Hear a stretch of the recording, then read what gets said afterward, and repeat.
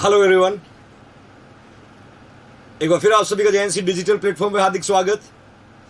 Year की next कड़ी में एक इंपॉर्टेंट डिजीज और जिस डिजीज से आप बहुत ज्यादा वाकिफ हो, that is otitis media. That we are going to see otitis media क्या है, किस तरीके के क्वेश्चंस यहां पर बनेंगे। प्रीवियस क्लास में आपने देखा होगा, एक मैंने छोटा सा टर्म्स बताया था, एक्सटर्ना ओटाइटिस। एक्सटर्नल ओटाइटिस का मतलब था it is inflammation into the external ear. That you remember my loving future nursing officer, suppose this is your ear, that is a external ear. इसको हम क्या बोलते हैं बच्चों? External ear. Then malleus incus stapes eustachian tubes. That's oval window, round window. Even tympanic membrane से लेके malleus incus और stapes तक को हम क्या कहेंगे बच्चों? That is a middle ear, oval window, round window. Then we can say cochlea, then semicircular canal, और we can say vestibule. क्या बोलते हैं? Vestibule. और ये आपका वेस्टिब्यूलर नर्व और ये आपका कॉक्लियर नर्व, और जब दोनों मिल जाते हैं that we can say vestibule और कॉक्लियर नर्व। देखिए my loving future nursing officers, ये जो एक्सटर्नल ईयर आपको दिख रहा है, एक्सटर्नल जो ईयर आपको दिख रहा है, इस एक्सटर्नल ईयर में यदि इन्फ्लामेशन होता है, एक्सटर्नल ईयर में यदि इन्फ्लामेशन होता है, that we can say inflammation in external ear, we can say otitis externa या externa otitis. We can say externa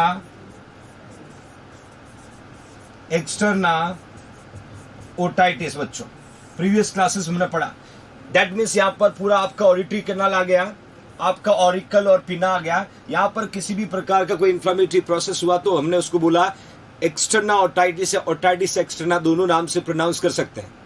यदि बात करें ओटाइटिस मीडिया मतलब मिडल का मतलब सेंटर, मतलब सीधा ईयर के तीन पार्ट, एक्सटर्नल, मिडल और इनर ईयर। हम यहां पर बात करें बच्चों मिडल ईयर की, और यही यदि कंडीशन इस मिडल ईयर में डेवलप होता है, मिडल ईयर में इंफ्लेमेटरी प्रोसेस होगा, that condition we can say otitis media.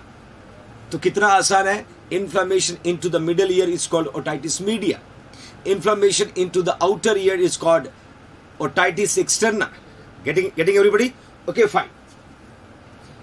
I was put it here, inflammation into the middle ear. एक क्वेश्चन कई बार वायरल हुआ है और पूछा भी एग्जाम में कि ओटाइटिस मीडिया मोस्ट कॉमन कौन सी एज ग्रुप में डेवलप होता है या कौन सी एज को अफेक्ट करता है? I was put it here, children under the age of 15 year. याद रखना बच्चों, वो बच्चे जिसकी उम्र 15 साल से कम है, ये मोस्ट कॉमन एग्जाम का क्वेश्चन है। ये एग्जाम का क्वेश्चन है कि वो कौन सा एज ग्रुप है जब most commonly otitis media affect करता 15 साल से कम के एज के बच्चों को।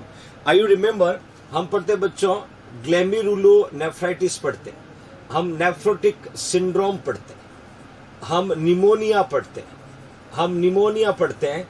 ये वो डिसऑर्डर है जो कॉमनली बच्चों को अफेक्ट करता है, चाहे वो ग्लैमेरुलोनेफ्राइटिस हो, चाहे वो नेफ्रोटिक सिंड्रोम हो, चाहे that we can say pneumonia हो, और अभी की क्लास में यदि हम देख रहे हैं my loving future nursing officer, that we can say otitis media.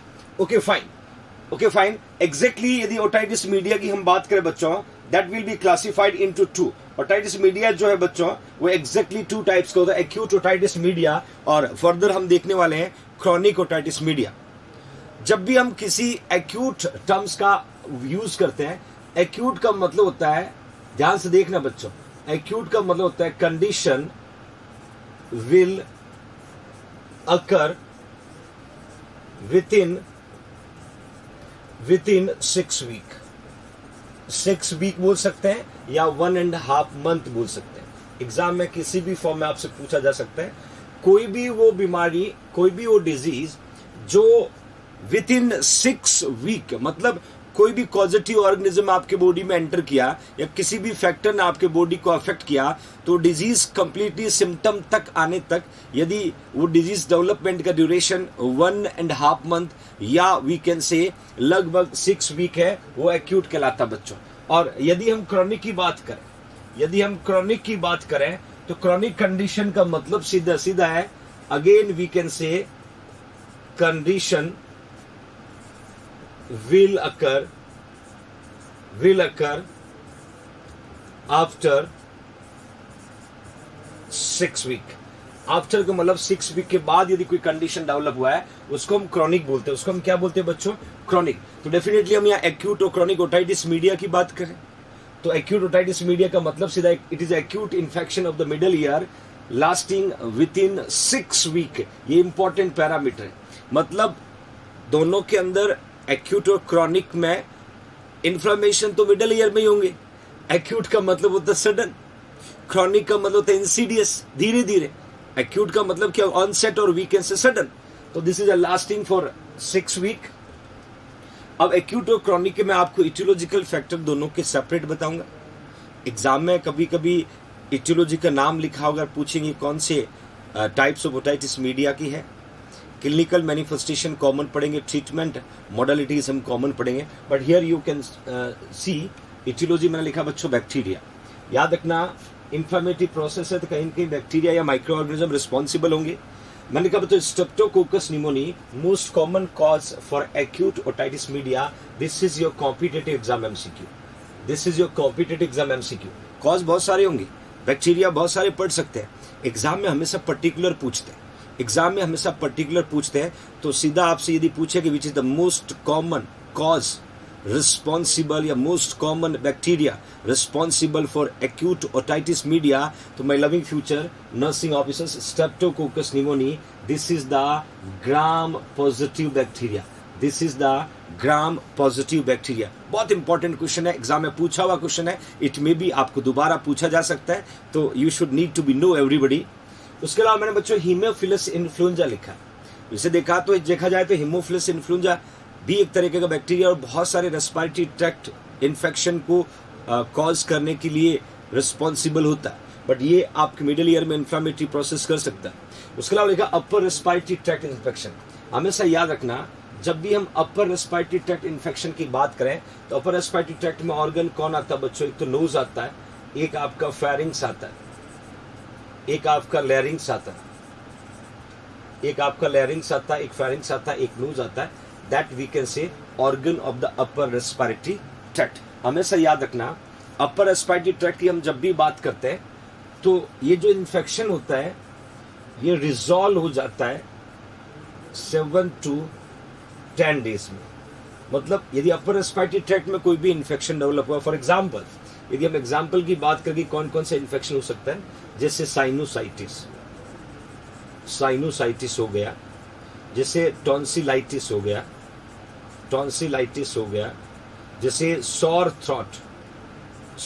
Throat हो गया, इवन फेरिंजाइटिस हो जाएगा, लैरिंजाइटिस हो जाएगा। ये जितने भी मैंने नाम पुट किए बच्चों, these are the example of upper respiratory tract infection. Sinusitis, tonsillitis, then sore throat, even pharyngitis, even laryngitis. These are the example of upper respiratory tract infection.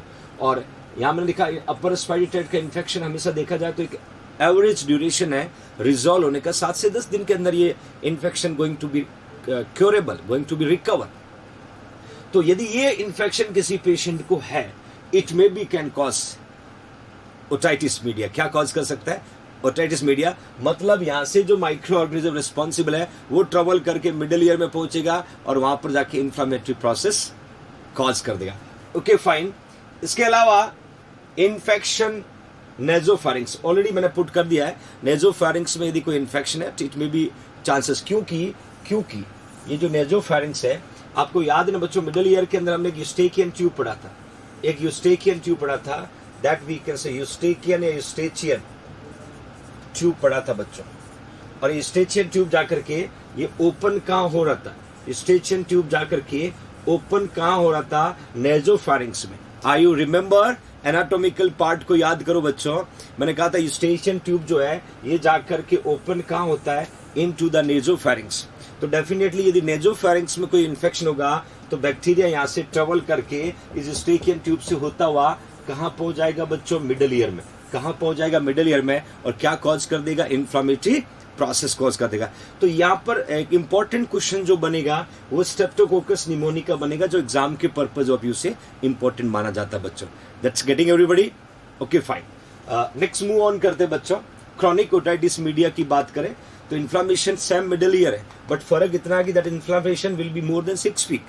मैंने कहा था डिफरेंस क्या, व्हाट इज द एक्यूट और what is the chronic, what is the difference between them. तो acute का मतलब condition वो होती है जो 6 वीक के अंदर डेवलप होता है, क्रॉनिक के अंदर मतलब कंडीशन वो होती है जो 6 वीक के बाद डेवलप होता है। Simple it's over everybody, okay fine. अब क्रॉनिक ओटाइटिस मीडिया के कॉजेस भी इंपॉर्टेंट है। यदि मैंने आपको एक्यूट का मेंशन किया बच्चों, तो क्रॉनिक के कॉजेस भी इंपॉर्टेंट है। यदि एक्यूट को ट्रीट नहीं किया तो पेशेंट को क्या हो जाएगा बच्चों, क्रॉनिक ओटाइटिस मीडिया हो जाएगा, क्रॉनिक ओटाइटिस मीडिया हो जाएगा, ओके फाइन। दूसरा मैं लिखा अपर रेस्पिरेटरी ट्रैक्ट इन्फेक्शन, जैसे मैंने अभी आपको बताया, वो यहां पर भी रिस्पॉन्सिबल है। एलर्जिक राइनाइटिस, राइनाइटिस जो है ये disorder we can say nose का डिसऑर्डर है राइनाइटिस, और उसका कॉज यदि एलर्जन सब्सटेंस है, it may be responsible, can cause chronic otitis media. Breast feeding, ये इंपॉर्टेंट फैक्टर है, एग्जाम का क्वेश्चन है। क्या होगा बच्चों, यदि मदर जो है, यदि जो मदर है वो बेबी को ब्रेस्ट फीडिंग करवा रहा है, ब्रेस्ट फीडिंग करवा रही है, और ब्रेस्ट फीडिंग करवाते समय ब्रेस्ट जो है वो अनहाइजीनिक है, अनहाइजीनिक है, तो क्या होगा, माइक्रो ऑर्गेनिज्म वो ब्रेस्ट फीडिंग के द्वारा बेबी के जो माउथ में जाएगा, माउथ से कहां जाएगा बच्चों, ओरोफेरिंक्स में जाएगा, ओरोफेरिंक्स से कहां जाएगा बच्चों, नेजोफेरिंक्स में जाएगा, और नेजोफेरिंक्स से कहां जाएगा, यूस्टेकियन ट्यूब में, और कहां पहुंच गया, मिडल ईयर में। कहां पहुंच गया बच्चों, मिडल ईयर। देखिए मैं एक बार फिर से बताना चाहता हूं, एक्चुअली क्या है, क्रॉनिक ओटाइटिस मीडिया का एक कॉज एक्यूट हो सकता है, अपर respiratory tract infection, allergic rhinitis, other factor हो सकते हैं। ब्रेस्ट फीडिंग में क्या होगा बच्चों, यदि मदर जो है बच्चे को ब्रेस्ट फीड करवा रही है, और ब्रेस्ट फीड करवाते समय ब्रेस्ट जो है मदर के अनहाइजीनिक है, क्योंकि क्या होता है, when mother give feeding to the baby, तो बेबी को फीडिंग करवाने से पहले मदर को ब्रेस्ट को क्लीन करना पड़ता, वॉश करना पड़ता। फीडिंग फिनिश होने के बाद फिर मदर को अपने ब्रेस्ट को क्लीन करना पड़ता, वॉश करना पड़ता। एग्जैक्टली क्या होता है, यदि मदर के ब्रेस्ट के सराउंडिंग मिल्क का डिपोजिशन होगा तो डेफिनेटली कोई भी माइक्रो ऑर्गेनिज्म का डिपोजिशन हो जाएगा, और बेबी जब मदर के ब्रेस्ट को सक करेगा, और सक करते समय जब बेबी मदर के निप्पल्स को अपने माउथ में होल्ड करके सकिंग करेगा, मिल्क आएगा, उस मिल्क को और उस कंटामिनेटेड पार्टिकल को बेबी क्या कर लेगा, स्वलो करने की कोशिश करेगा। इन बिटवीन क्या होगा बच्चों, माइक्रो ऑर्गेनिज्म जो है बेबी के माउथ से होता हुआ ओरोफेरिंक्स में जाएगा, फिर नेजोफेरिंक्स में जाएगा, फिर यूस्टेकियन ट्यूब में जाएगा, और कहां पहुंच जाएगा बच्चों, मिडल ईयर। कहां पहुंच जाएगा, मिडल ईयर, और क्या हो जाएगा उस बच्चे को सीधी सी बात है, ओटाइटिस मीडिया डेवलप हो जाएगा।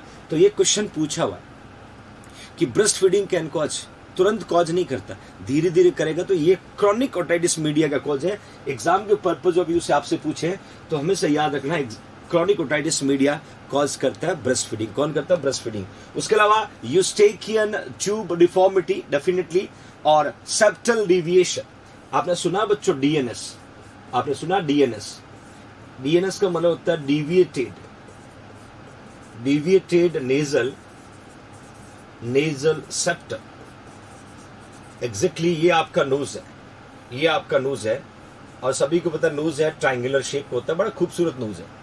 दूसरा अगेन देखना बच्चों, ये आपका नोज है, ये आपका नोज है, ये जो बीच वाला पोर्शन दिख रहा है दैट इज अ सेप्टम, इधर वाला जो पोर्शन दिख रहा है that we can say septum. Septum फर्क इतना है, ये सेप्टम नॉर्मल है और ये सेप्टम एबनॉर्मल है। मतलब क्या है, ये डेविएटेड है। क्या है बच्चों, डेविएटेड लाइक दैट। तो डेविएटेड नेजल सेप्टम एक रिस्क फैक्टर जिसकी वजह से माइक्रो ऑर्गेनिज्म एंटर करके पहुंच सकते हैं कहां पर, इनटू द मिडल ईयर। क्योंकि नॉर्मली सेप्टम जो है पीछे जाके एल शेप का होता है, बट ये तो बीच में ही गड़बड़ कर रहा है। इस तरह के टेढ़ी मेढ़ी नाक वाले लोग देखे होंगे ना बच्चों मार्केट में, तो that we can say deviated nasal septum बच्चों। That's getting everybody, that's getting everybody बच्चों। Okay fine, okay fine, we'll move further. Cleft palate. Palate are fused to form sinusitis, inflammation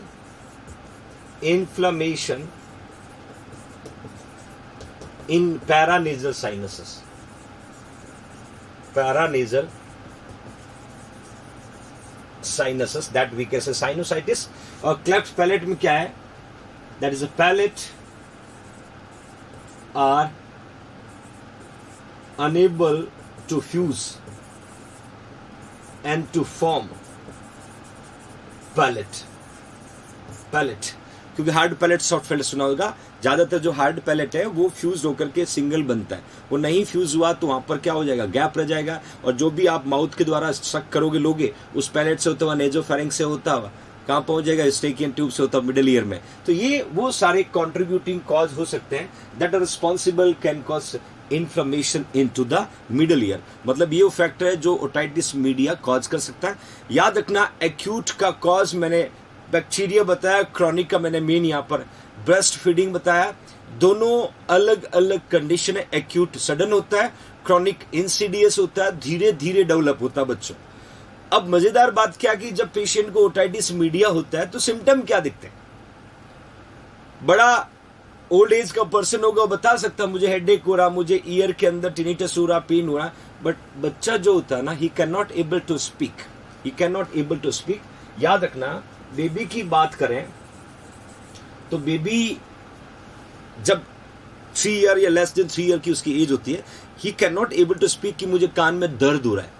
तो कुछ कैरेक्टरिस्टिक फीचर से हमें पता लगाना होता है कि इस बच्चे के कान में कुछ प्रॉब्लम है, इस बच्चे के कान में कुछ प्रॉब्लम है। तो वो कैरेक्टरिस्टिक फीचर्स क्या होंगे, वहां पर भी क्वेश्चन बनता है, वहां पर भी क्वेश्चन बनता है। सबसे पहले बच्चों मैंने लिखा पी, दर्द होगा, दर्द होगा। और मैंने यहाँ इन्फेंट की बात करी है। इन्फेंट का मतलब होता है 1 साल का बच्चा। बच्चा क्या करेगा, रब ईयर और roll head from side to side, may hit head against hard surface. वो क्या करेगा, या तो कान के ऊपर रबिंग करेगा, या गर्दन को साइड टू साइड मूवमेंट करेगा, या किसी हार्ड सरफेस पे इस तरीके से हेड को पुट करेगा। समझ जाना उसके कान के अंदर दर्द हो रहा है ना। मतलब बच्चा कान को बार बार इस तरीके से कर रहा है, बैठा बैठा गर्दन को इस तरीके से हिला रहा है, या फिर अपने हेड को किसी हार्ड सरफेस पे मार रहा है, तो इंडिकेट कर रहा है कि बच्चे के कान में दर्द हो रहा है। तुरंत ईएनटी स्पेशलिस्ट को जाके दिखाएं। समझ में आ रहा है ना बच्चों, that will be indicating patient have pain. और ये 1 ईयर 2 ईयर 3 ईयर तक के बच्चों की बात कर रहे हैं, स्पेशली 1 ईयर। क्योंकि 1 साल का बच्चा नहीं बोल सकता मम्मी मुझे कान में दर्द हो रहा, पापा मुझे कान में दर्द हो रहा है, या दीदी भैया मुझे कान में दर्द हो रहा है। वो आपको इंडिकेट कर रहा है कि you should observe my characteristic and find out it. और कैरेक्टरिस्टिक पता कर रहा है कि वो हेड को कहीं हार्ड सरफेस पे हिट कर रहा है, बार बार कान के ऊपर रब कर रहा है, बार बार गर्दन को हिला रहा है। समझ जाओ बच्चे के कान में दर्द है। Okay fine. इसके अलावा ड्रम बल्जी। ड्रम क्या है बच्चों, टिम्पेनिक मेम्ब्रेन, इसको हम ईयर ड्रम बोलते हैं, ईयर ड्रम, और we can say tympanic membrane. ये क्या हो जाएगा, बल्ज। बल्ज का मतलब होता है उठा हुआ, बल्ज का मतलब होता है उठा हुआ। क्योंकि मिडिल ईयर में जब इन्फ्लेमेटरी प्रोसेस होगा, पस एक्यूमुलेट होगा, प्रेशर क्रिएट होगा, और जब वो टिम्पेनिक मेम्ब्रेन को वापस प्रेशराइज करेगा तो tympanic membrane looks like bulging. Red, no light reflex, क्योंकि लाइट रिफ्लेक्स कहां से दिखेगा, वहां पर तो इन्फ्लेमेटरी प्रोसेस हो गया मिडिल ईयर में। तो ये क्लिनिकल मैनिफेस्टेशन के साथ साथ में ओटोरिया। ओटोरिया का मतलब होता है डिस्चार्ज। ओटोरिया का मतलब होता है बच्चों discharge from ear, discharge from ear, कान से डिस्चार्ज होना, that we can say otorrhoea. Exactly क्या होता है बच्चों, ये टिम्पेनिक मेम्ब्रेन है। यदि टिम्पेनिक मेम्ब्रेन जो है परफोरेटेड हुआ, यदि टिम्पेनिक मेम्ब्रेन जो है वो परफोरेटेड हुआ, परफोरेटेड का मतलब होता है छेद हो जाना, छेद हो जाना, that we can say perforated, क्योंकि ये पतली झिल्ली नुमा आकृति होती है, मेम्ब्रेन होती है, और मिडल ईयर में इन्फ्लेमेशन की वजह से टिम्पेनिक मेम्ब्रेन रप्चर होके, और कान से देखा हो ना, बहुत सारे मार्केट में ऐसे पेशेंट मिलते हैं ना जो कान से ऐसे ड्रेन आउट होता है, स्मेल भी आता है, और कान से ऐसे पस या एक्सुडेट्स जो होता है वो कान से ऐसे ड्रेन आउट करते हैं, उसको क्या बोलते हैं बच्चों? ओटोरिया। क्या बोलते हैं? Otorrhoea. That simply we can say otitis media can cause tympanic membrane perforation, that can cause otorrhoea. Otalgia, otalgia, pain into the ear, pain into ear, कान में दर्द होना, जैसे मैंने आपको कैरेक्टरिस्टिक बताया था ओटाल्जिया। इवन बच्चों फीवर होगा इन्फ्लेमेटरी प्रोसेस की वजह से। Tympanic membrane erythema may be perforated. देखिए इरिथमा का मतलब होगा रेडनेस, रेडनेस होगा, और इट मे बी परफोरेटेड, मैंने कहा था छेद हो जाएगा। तो ये सारे वो क्लिनिकल मैनिफेस्टेशन है, will be indicating even hearing loss. जब टिम्पेनिक मेम्ब्रेन में छेद हो जाएगा तो साउंड जो एंटर कर रहा है, जो ऑक्यूस्टिक एनर्जी है, वो मैकेनिकल एनर्जी में कैसे कन्वर्ट होगी रे बदमाश बच्चों? आपको पता ना, ये टिम्पेनिक मेम्ब्रेन जो है ये ऑक्यूस्टिक एनर्जी को कन्वर्ट करती है मैकेनिकल एनर्जी। याद होगा मैंने ईयर की फिजियोलॉजी में पढ़ाया था, acoustic energy converted into the mechanical energy with the help of tympanic membrane। जब tympanic membrane रप्चर हो जाएगा तो एनर्जी कन्वर्ट नहीं होगा, और पेशेंट का क्या हो जाएगा?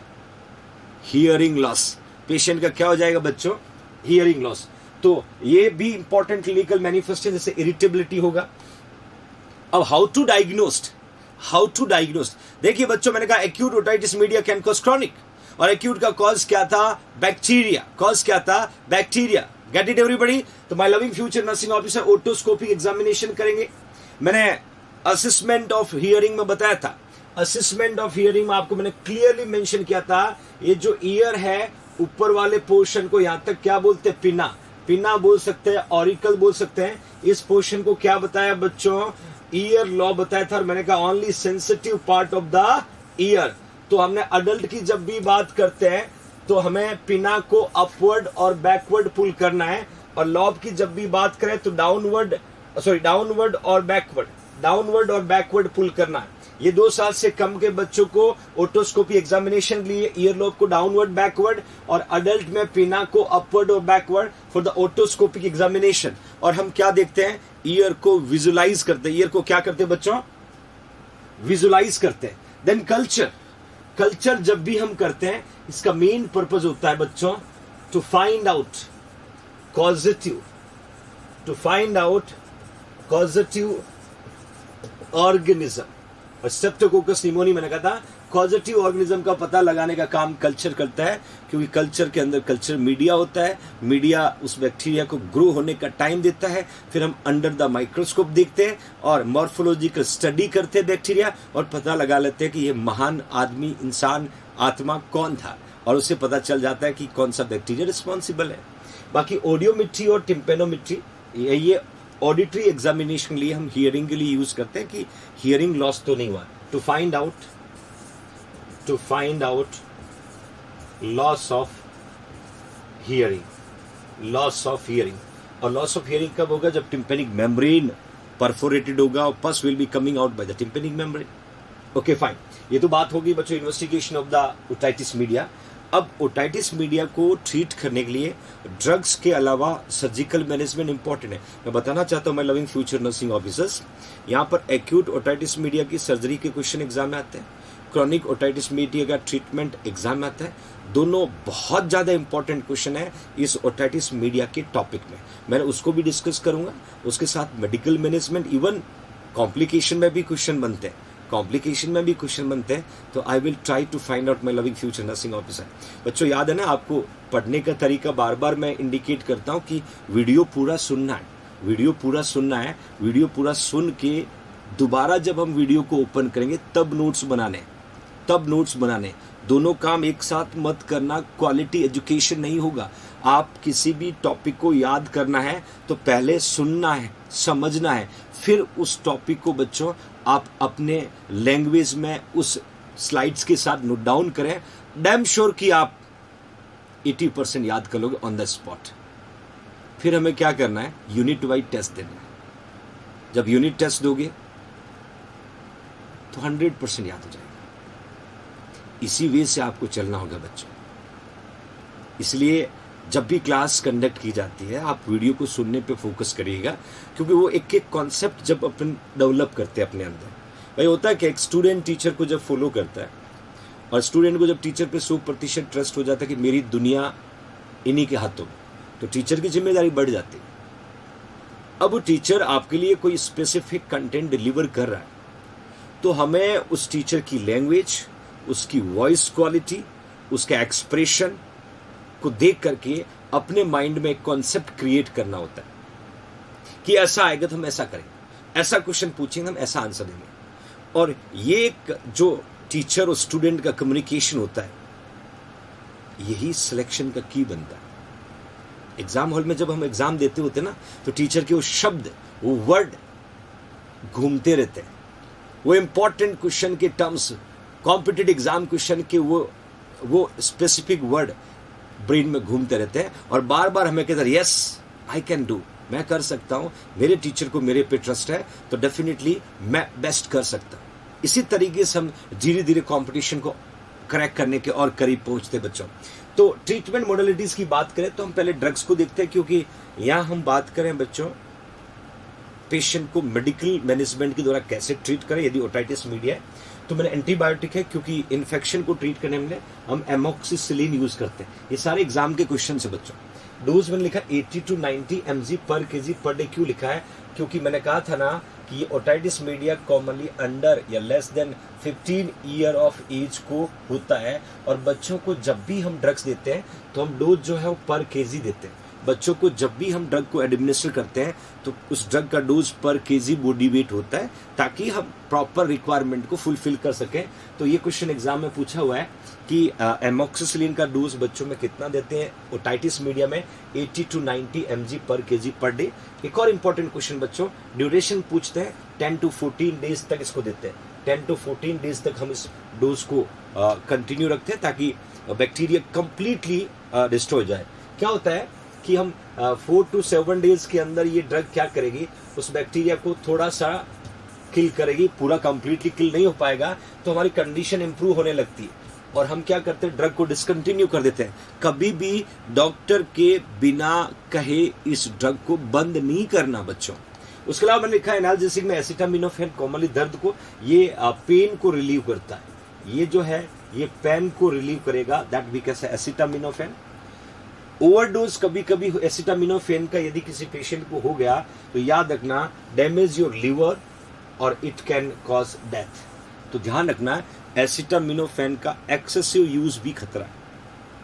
डॉक्टर का नाम क्यों ले रहा हूं, क्योंकि डॉक्टर प्रिस्क्राइब जो डोज देते हैं उसी को फॉलो करना है। हमें दर्द वक्त नहीं आ रहा, दर्द ठीक नहीं हो, एक एसिटामिनोफेन और खा ले, फिर दर्द नहीं ठीक हो, एक एसिटामिनोफेन और खा लिया। मतलब याद रखना ज्यादा यदि एसिटामिनोफेन लिया तो आपको टॉक्सिटी हो जाएगी उस ड्रग की, और टॉक्सिटी होगी तो आपको फर्दर डैमेज हो जाएगा बच्चों। लिवर हो सकता डैमेज, लिवर डैमेज की वजह से डेथ भी हो सकती है। सर्जिकल मैनेजमेंट बहुत इंपॉर्टेंट है। हमने यहाँ पर 2 टाइप्स पढ़े बच्चों। हमने 2 टाइप्स कौन से पढ़े, हमने पढ़ा एक्यूट ओटाइटिस मीडिया, हमने पढ़ा क्रॉनिक ओटाइटिस मीडिया। अब आपको हिंट देता हूं, ये एक्सटर्नल ईयर में आपको यहां पर पुट कर रहा हूं, ये टिम्पैनिक मेम्ब्रेन है। अब एक्यूट ओटाइटिस मीडिया और क्रॉनिक ओटाइटिस मीडिया की मैं बात करूं, एक्यूट में टिम्पैनिक मेम्ब्रेन रप्चर होने की प्रोबेबिलिटी कम होता है और क्रॉनिक में रप्चर होने की प्रोबेबिलिटी ज्यादा होती है। एक्यूट ओटाइटिस मीडिया में इंफ्लेमेटरी प्रोसेस की वजह से पस का एक्यूमुलेशन मिडिल ईयर में बढ़ेगा और हमें उस पस को रिमूव करना होगा। और क्रॉनिक ओटाइटिस मीडिया में टिम्पैनिक मेम्ब्रेन रप्चर हो जाएगी और उस रप्चर को रिपेयर करना पड़ेगा। फर्क देखना बच्चों, एक्यूट में मिडिल ईयर में इन्फ्लेमेशन हुआ, पस एक्सुडेट एक्यूमुलेट हुआ, प्रेशर इंक्रीज हुआ, पेन हुआ, उसको ट्रीट करना है तो हमें टिम्पैनिक मेम्ब्रेन के द्वारा छेद करके उस पस को निकालना होगा। क्रॉनिक का कॉम्प्लिकेशन क्या है, perforation, definitely tympanic membrane rupture हो जाएगी, तो क्रॉनिक का ट्रीटमेंट मोडलिटीज क्या होगा, रिपेयरमेंट ऑफ टिम्पेनिक मेम्ब्रेन। ये दोनों मैं इसलिए बार बार आपको हिंट कर रहा हूं, ये दोनों एग्जाम के क्वेश्चन मैंने यहाँ पुट किया, ध्यान से देखना। मैरिंगोटोमी और वी कैन से टिम्पेनोटोमी, ओटोमी वर्ड कहीं पर भी आता है, ओटोमी वर्ड कहीं पर भी आता है तो याद रखना इसका मीनिंग होता है ओपनिंग, मीनिंग होता है ओपनिंग, ये वर्ड याद रखना, that we can say otomy. किसकी opening, tympanic membrane. Myringotomy again opening of tympanic membrane. Incision into the tympanic membrane for the acute otitis media. This is your competitive exam MCQ बच्चों। यदि acute otitis media का patient है तो हमें tympanic membrane के अंदर opening create करके उस एक्सेसिव एक्यूमुलेटेड पसियस सब्सटेंस को रिमूव करना होगा, तो पेशेंट की कंडीशन सबसाइड होगी। लेट्स गेटिंग, ये क्वेश्चन आएगा कि मैरिंगोटोमी या टिम्पेनोटोमी किस कंडीशन करते हैं, एक्यूट ओटाइटिस मीडिया में। Clear everybody, clear everybody. अरे बच्चों देख क्या रहा, पूछ रहा हूं, समझ में आया कि नहीं आया? हाँ यस, ओके फाइन। अब वहीं देखिएगा बच्चों, दूसरा देखिएगा tympanoplasty, most common surgical procedure for chronic otitis media. ये दोनों एग्जाम के क्वेश्चन। मोस्ट कॉमन क्यों? टिम्पेनोप्लास्टी का मतलब क्या होता है बच्चों, रिपेयरमेंट। इसका मतलब क्या होगा, रिपेयरमेंट ऑफ टिम्पेनिक मेम्ब्रेन, और टिम्पेनिक मेम्ब्रेन को रिपेयर करना टिम्पेनोप्लास्टी कहलाता है, और ये किसमें करेंगे हम लोग, क्रॉनिक ओटाइटिस मीडिया। तो ये एग्जाम का क्वेश्चन बच्चों, ये एग्जाम का क्वेश्चन बच्चों, ये एग्जाम का क्वेश्चन बच्चों, या तीनों क्वेश्चन पूछे हुए। ये तो बात होगी ट्रीटमेंट मॉडलिटीज। अब यदि डियर नर्सेस को जिम्मेदारी दे कि पेशेंट को ओटाइटिस मीडिया है, व्हाट इज योर रिस्पॉन्सिबिलिटी, ये भी हमें जानना जरूरी है कि डियर नर्सेस क्या काम होगा बच्चों। एक तो चिविंग को अवॉइड करना, चिविंग का मतलब चबाना। कुछ बदमाश बच्चे होते हैं चिंगम खाते रहते हैं, मुंह में डाल देंगे, सुबह चबाते रहेंगे, जब उनका मुंह थक जाता है निकाल के दीवार पे लगा देंगे, फिर मूड किया दीवार से उठाया फिर मुंह में डाला। ऐसे भी लोग हैं मार्केट में, है ना, एक ही चिंगम को शाम तक चबाते रहते हैं। खाया, नींद आई, दीवार पे लगा दिया, फिर आंख खुली, मुंह में डाला, फिर स्टार्ट कर दिया। ऐसे नहीं करना रे बदमाश बच्चों, ऐसा बिल्कुल नहीं करना आपको। मैं लिखा avoid chewing as much as possible during acute period, because chewing क्या करती बच्चों, चिविंग जो है ये मास्टिकेट करेगा, मास्टिकेट करेगा। और जब आप मास्टिकेशन करते हो ना, तो यहाँ एक जॉइंट टेम्पोरोमैंडिबुलर जॉइंट, ये टेम्पोरोमैंडिबुलर जॉइंट क्या होता है, ये देखो, टेम्पोरोमैंडिबुलर जॉइंट जो है ये मूवमेंट करेगा तो definitely near to the ear है, और तो ईयर का पेन क्या होगा, प्रेशर क्रीज का पेन सीवियर हो जाएगा। तो हमें मास्टिकेशन जो है वो कम करना, अवॉइड करना, पेन को सीवियर होने से प्रिवेंट करने के लिए। प्रोवाइड लोकल हीट, लोकल का मतलब जहाँ दर्द हो रहा, local heat as prescribe to relieve discomfort. Local heat का मतलब जैसे आपका इन्फ्लेमेटरी प्रोसेस और मिडिल ईयर में, तो एक तो मास्टोइड प्रोसेस वाला एरिया है, क्योंकि ओटाइटिस मीडिया का कॉम्प्लिकेशन मास्टोडाइटिस भी होता है, तो यहाँ पर आप लोकल हीट को अप्लाई कर सकते हो, यहाँ पर अप्लाई कर सकते हो, यहाँ पर अप्लाई कर सकते हो। इससे क्या होगा, डिस्कम्फर्ट और पेन जो है वो सबसाइड होगा, डिस्कम्फर्ट और पेन जो है वो सबसाइड होगा बच्चों। ये डियर नर्सेस की रिस्पॉन्सिबिलिटी थी। अब बात आती है कि यदि हम ओटाइटिस मीडिया को ठीक नहीं करते, यदि हम ओटाइटिस मीडिया को ट्रीट नहीं करते हैं, तो कॉम्प्लिकेशन क्या हो सकता है। सबसे पहले मैंने लिखा मास्टोडाइटिस। मास्टोडाइटिस का मतलब होता है बच्चों inflammation into mastoid process, mastoid process. और बता देता हूं बच्चों, ये मास्टोइड प्रोसेस जो है ये आपके बॉडी का हार्डेस्ट बोन है, आपके बॉडी का हार्डेस्ट बोन। ये क्वेश्चन एग्जाम का कि hardest bone of human body, तो आपको आंसर लिखना मास्टोइड। हर एक लाइन में क्वेश्चन छुपा हुआ है बच्चों, और जहां मैं हर एडिशनल वर्ड आपको बताता हूं ना, उसको नोट डाउन जरूर करना, क्योंकि ये वो टर्म्स है, सीधे वन लाइनर है। पेपर देखा जिसमें 5 से 10 ऐसे क्वेश्चन तो मिलने ही मिलने, वो डैम श्योर आपको कंप्लीट हो जाए, वो गलत ना हो। तो मास्टोडाइटिस क्या होता है, inflammation in the mastoid process. Actually क्या होता है, कान के जो पीछे का एरिया है, that we can say mastoid process. यहां पर इन्फ्लेमेशन होगा, दैट वी कैन से मास्टोडाइटिस। क्या बोलते हैं, मास्टोडाइटिस। अब मास्टोडाइटिस किसका कॉम्प्लिकेशन होता है, कॉमनली क्रॉनिक ओटाइटिस मीडिया। क्यों, एक्यूट में तो इतना स्प्रेड नहीं होता, बट क्रॉनिक जो है मिडल ईयर और एक्सटर्नल ईयर को प्रोटेक्ट करने वाला टेम्पोरल बोन होता है, मास्टोइड बोन होता है, यहाँ तक स्प्रेड हो जाता है बोन में, तो दैट वी कैन से मास्टोडाइटिस। ऐसा आ सकता है कि क्रॉनिक ओटाइटिस मीडिया का कॉमनली क्या कॉम्प्लिकेशन हो सकता है, तो आप लिखना मास्टोडाइटिस। क्या लिखोगे? मास्टोडाइटिस। उसके अलावा बच्चों मैंने लिखा हियरिंग लॉस। हियरिंग लॉस का कारण क्या हो सकता है? परफोरेशन। यहाँ पर लिखा परफोरेशन ऑफ टिम्पेनिक मेम्ब्रेन, इस टिम्पेनिक मेम्ब्रेन के बीच में छेद दिख रहा होगा, that we can say perforation, that we can say perforation. और तीसरा पुअर स्पीच डेवलप, क्योंकि जब आप वोकल मूवमेंट करते हो तो जो एयर आता है उसको प्रेशर को मेंटेन करना भी तो इसी मिडिल ईयर का काम होता है। अदरवाइज मिडिल ईयर आपका रप्चर होता है, एयर लीक आउट हो जाएगा, एयर लीक आउट हो जाएगा। तो these are the complication of otitis media. इसमें ये इंपॉर्टेंट एग्जाम के पर्पज से बच्चों। तो आई होप कि एक डिजीज हमने यहाँ पर कंप्लीट डिस्कस करने की कोशिश की और मेरे बच्चों को बहुत अच्छे से समझ में आया होगा, और इसमें बनने वाले सारे क्वेश्चन मैंने आपके साथ डिस्कस किए बच्चों। Let's understand everybody.